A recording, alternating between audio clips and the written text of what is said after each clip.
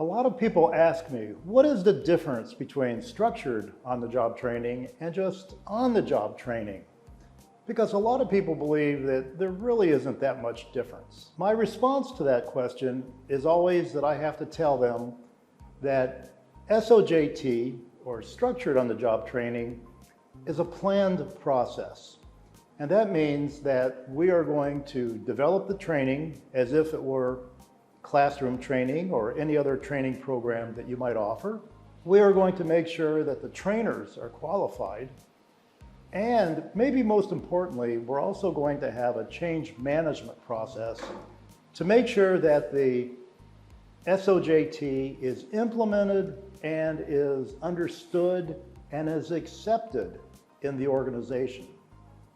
Now, from that definition, we understand that there are some implications. The implications are that we have to have qualified trainers. The implication is that we'll have to document what is the work to be learned. That in itself is a specialized ability. I have to be honest, it's not rocket science.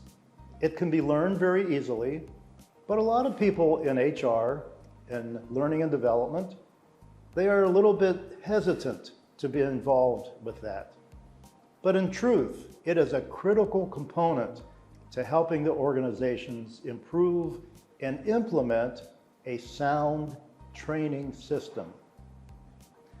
And maybe as we think about S-OJT, we recognize that it does not occur in a classroom setting. It occurs in the actual work context, which is sometimes a little different from our perspective. Because if you're coming from a learning and development perspective, you think about training occurring in a training classroom. But now we are thinking of the learning setting actually being the same as the work setting. And the reason we do that is for very important implications for learning.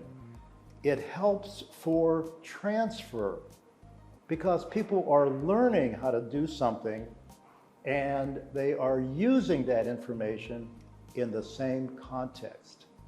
It's more authentic to the learner, and it makes more sense from a training perspective to connect the learning and the actual use of the learning in an actual context. I should mention, if you haven't realized it so far, that when we think about OJT and S-OJT, S-OJT is about learning skills. It's the tasks that we expect people to perform on the job. So we have to understand that most S-OJT programs are also complemented by other programs, either online or in a classroom, that provide the prerequisites. We don't learn prerequisite information through S-OJT. We learn how to perform the actual skills, the tasks on the job.